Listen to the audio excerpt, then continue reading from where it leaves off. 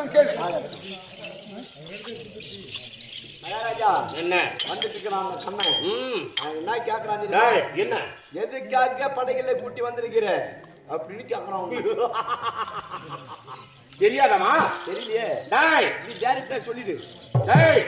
இந்த உலகத்திலே இவனுக்கு தெரியாத இடமே இருக்காது. யார் யார் எப்படி எதற்காக இருக்கார்கள் அனைத்தும் இருக்கும். தெரியும், இருந்தாலும் தெரியாத வித்தை தெரியாத மாதிரியே தெரிஞ்சுக்கிறோம்.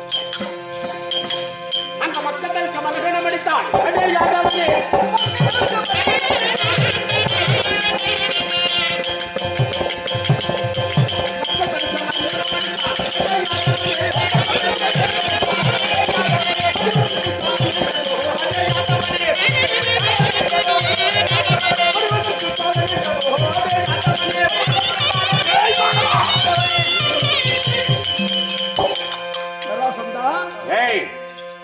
என் மக்கள் 2 பேர்களும் தவிக்கும்படியாக என் மருகனை கொண்டிருக்கிறார். ஆமா, என் மருகன் கம்சனை கொன்றதற்காக பழி வாங்குவதற்காக நான் வந்திருக்கேன். பழி வாங்குவதற்காக என்னடா வந்தாயா? அடமடிந்த மருகன் தம்மை போனாலே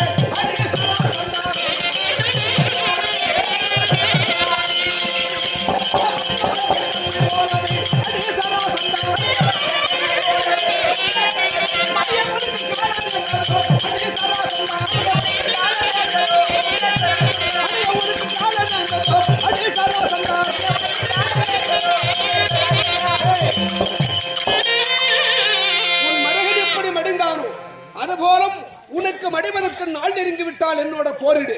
இல்லை பூமியிலே சில காலம் வாழ்வதா இருந்தால் இந்த இடத்தை விட்டு ஓடிவிடு. ஆமா,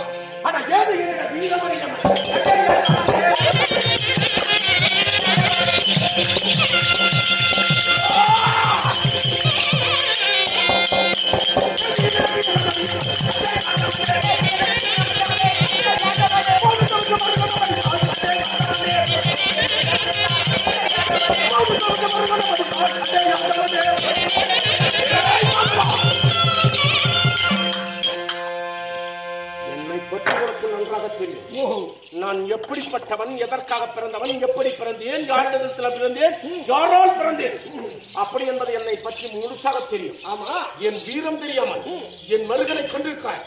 பழி தீர்ப்பதற்காக வந்திருக்கிறேன். என்னவா? ஆமா, வீரம் பேசுறாய் அடே சராசந்தா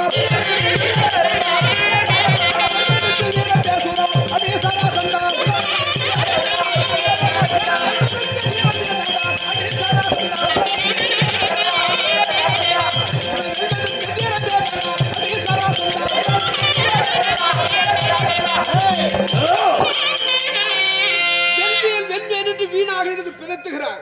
ஒருபோதும் என்னை வெல்ல உன்னால் முடியாது. அந்த காலருத்திரன் போல சீரியல்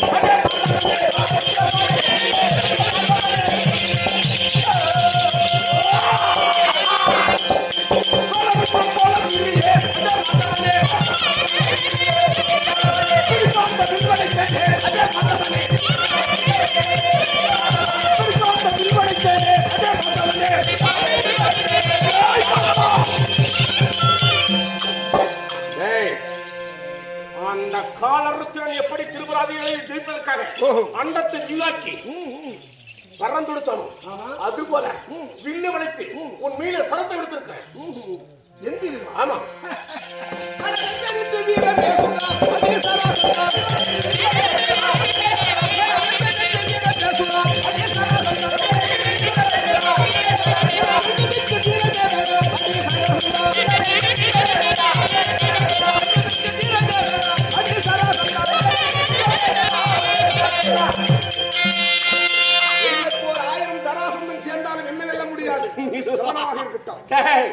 எனக்கு எதிர் யாரடா?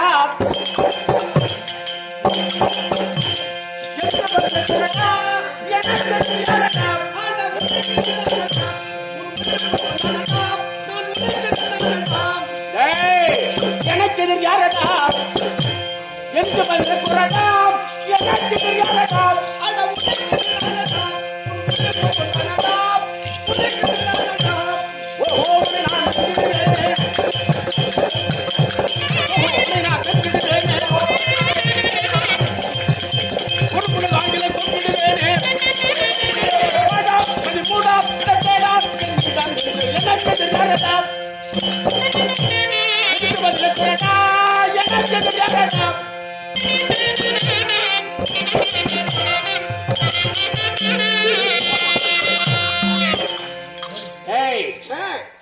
நீ சாதாரண மனிதர்களை எல்லாம் வென்று விட்டேன் என்ற திமிரோடு ஆடிக்கொண்டிருக்கிறாய். நீ பிறந்தது உன்னுடைய ஜாதகமே நான் அறிவேன். உன்னை பற்றி அனைத்தும் அறிவேன். நீ இடையன்.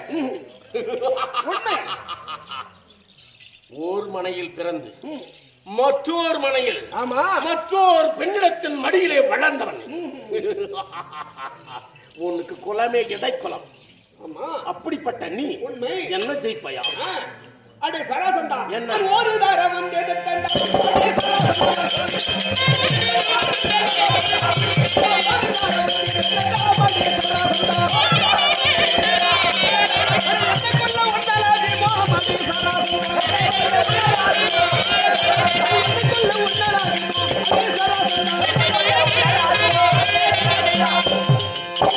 என்னை எப்படி எதிர்த்தாயோ, நீ என்ன பானம் எடுக்கிறாயோ அதற்கு சரியாக நானும் பானம் எய்கிறேன். முடிந்தால் மோதிப்பார். அந்த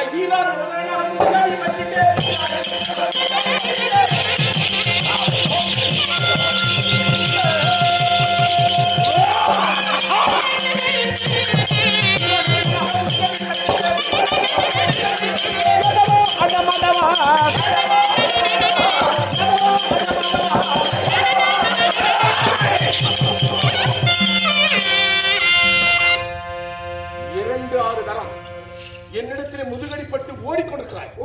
நீயா என்ன ஜெயிக்க போகிறாய்? அப்படியா? ஆமா. ஆனா ஈராறு வரை 2 தடவை எதிர்த்துட்டேன்.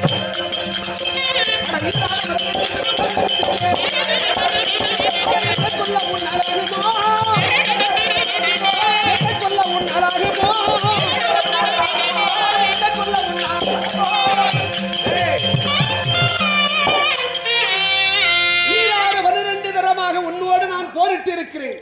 என்ன வெல்வதுண்டா, நீ வெற்றி செய்வதுண்டா?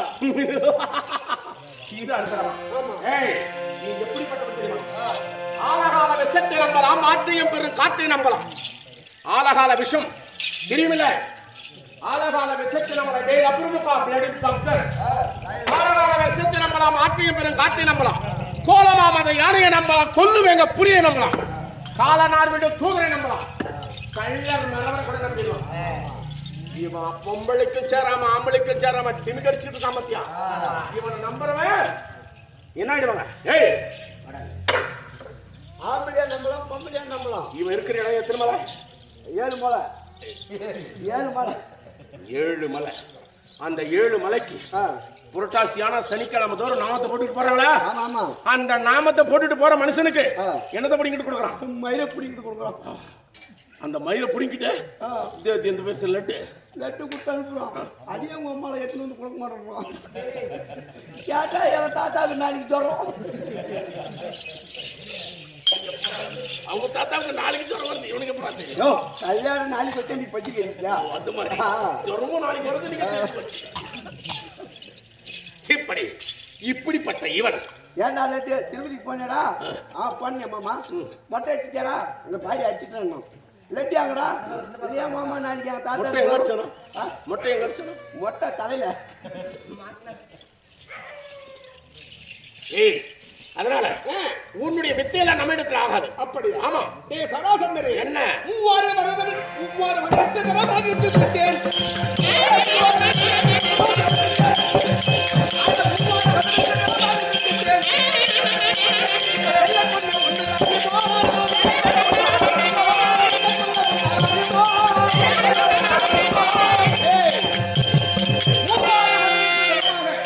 நீ எடுத்த வானத்துக்கு சரிமானம் நானும் போட்டு இருக்கிறேன்.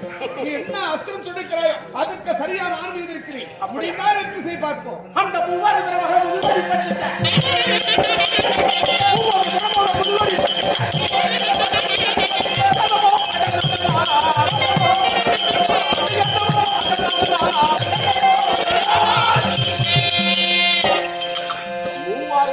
முதுகை காட்டி புறமுதுகு காட்டி ஓடிக்கொண்டிருக்கிறாய். டேய் வீரனா எப்படி அழைக்கணும்? அப்படியே கம்பீரமன் நேருக்கு நேரு வந்து நில்றா. நிமிர்ந்து நில்றா. நல்லா நிமிர்ந்து நில்றா. நெஞ்ச நிமித்தி நில்றா. நெஞ்ச நல்லா நிமித்துறா. நெஞ்ச நிமித்துறான்னா வேற எதையும் நிமித்து. நெஞ்சே நிமித்தினா ஏதாவது நிமித்தினா உனக்கு ஏதோ ஒன்று நிமித்தா சாத்தகி பார்த்தனையா அவனோடு போரிடும் போது 18 தரமாக அவனிடத்தில் முதுகாட்டி ஓடி நான் தப்பித்து. ஏன் சாமி அவங்கிட்ட போய் பயந்துன்னு ஓடுறிய? நான் ஓடவில்லை, அவன் தான் அங்கங்க ஓடுகிறான். அதே இடத்துல நான் இருக்கிறேன். அவனுக்கு வர வர கண்ணு வேற தெரியும். கண்ணா உதகன் சகடாசூரே, உதகன் சகடாசூரன் புகழ் பெருவளமன் வல்லோன். அந்த சாதகமான பேசி தரங்களை மடிக்கவே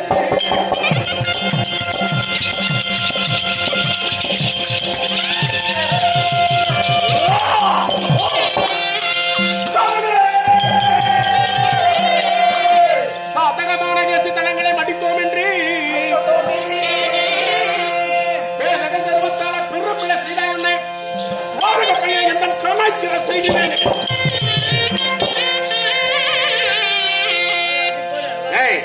வராங்க வராங்க அது இருக்கட்டும். வரா வேதாளம் சேருமோ, வெள்ளருக்க பூக்குமோ, பாதாள மூலிகை படருமோ, மூதேவி சென்று வந்து வாழ்வளோ, சேடன் குடிப்புமோ, மான்றாரும் சென்றார் மனை. இங்க பார், நான் சொல்றத கவனிடா. வெளியாத நேரத்தை சரியா? அதனால இவங்களுக்கு தூக்கு மிச்சமாயிடுச்சு. காரணம் என்ன தெரியுமா? என்ன? குஸ்காவை அதிகமா சாப்பிட்டுருக்காங்க. அது குஸ்கா இல்லையா, டிஸ்கோ. ஏதோ பூதகன் சகடாசுரன் வல்லம்பன் கேசி இப்படி சொல்லக்கூடிய அற்புத வீரர்களை எல்லாம் கொண்டு விட்டோம் என்று திமிரால மாட்டிக் கொடுத்தார். முடிந்தால் என்னிடத்துல மோதி பார்ப்பார். ஆமா சாத்தகி சுவாமி பார்த்தா சர்வசந்தரோடு போரிட்டு அவன் பாதி வேலை முடிந்து விட்டது. ஆனா நம்ம என்ன செய்யணும்? இந்த நேரத்தில் அவன் அரண்மனையில் உட்கார்ந்து இருக்கிறான். அவனுக்கு முன்னாடி பூமியை பிளந்து பூமியில உள்ள நுழையணும். அதுக்கு என்ன பதில் கொடுக்குறான் பக்கம்? பூமி பிளந்து நுழைந்தார், பூமி பிளந்து நுழைந்தார்,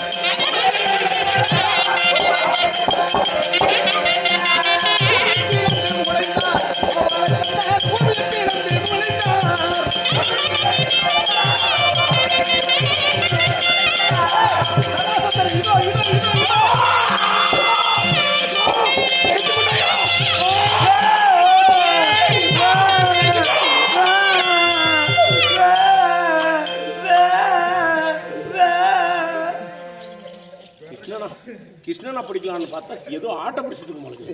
இதுக்கு போய் போய் பொட்டாடு வேடு கத்துது. அன்றத்துல கூட ஒரு கம்பீரங்க கஞ்சிக்கு சத்தம் என்ன பண்றது? பட்டாணி தன்னை தொண்டாச்சு. பட்டாணி சாப்பிட்டா தொண்டை ஓப்பன் ஆகும். அது என்னடா உனக்கு கேடு கட்ட தொண்டை? அது ஏய் தொண்டை வரணும். அதுக்கு ஒரு சின்ன வேலை. என்ன சொல்லு? இந்த கோணி எல்லாம் தைக்குவாங்கல்ல, ஊசி தெரியுமா? நீட்டா ஒரு ஊசி இருக்கு. அது கிடைக்கலன்னு வச்சுக்கோ, கொடை கம்பிக்குதான். அந்த கொடை கம்பி எடுக்கிறேன், நல்ல அடுப்புல போடுறேன், காய வச்சிடறேன். அந்த கலர் எப்படி இருக்கும் தெரியுமா?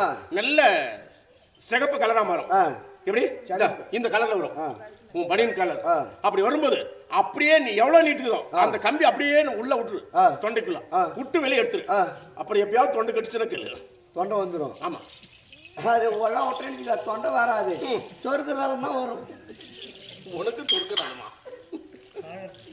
டாய், இந்த மாயனாகப்பட்டவன் ஏதோ சூது மார்க்கத்தோடு தப்பித்து ஓடிவிட்டான்.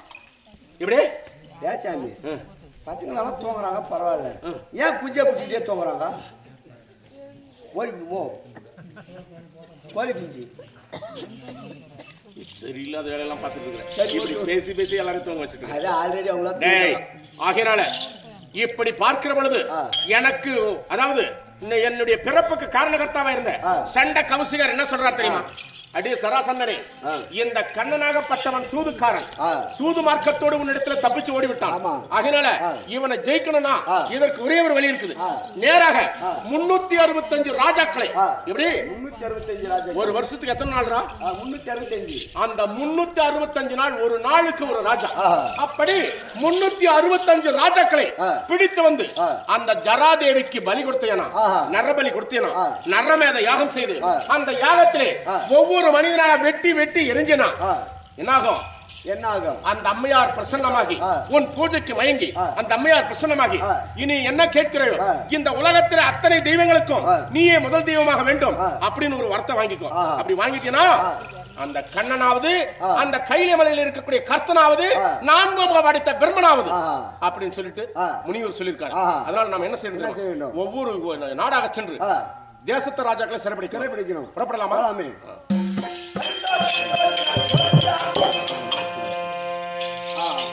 भगवान भगवान भगवान भगवान भगवान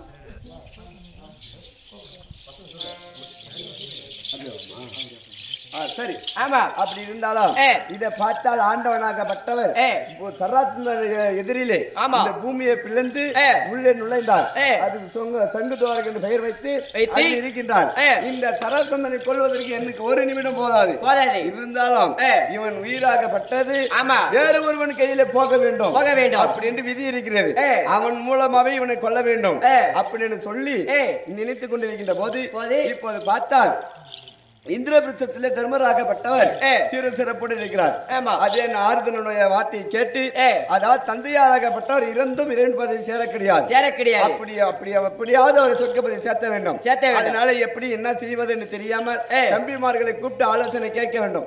பத்தினி பாஞ்சாலி அளித்து ஆலோசனை கேட்க வேண்டும் அப்படின்னு சொல்லி தர்மராகப்பட்டவர் தம்பிமார்கள் சூழ பத்தினி பாஞ்சாலியோட சபைக்கு வருவார். அவரால் கதை விளக்க தொடங்கும்.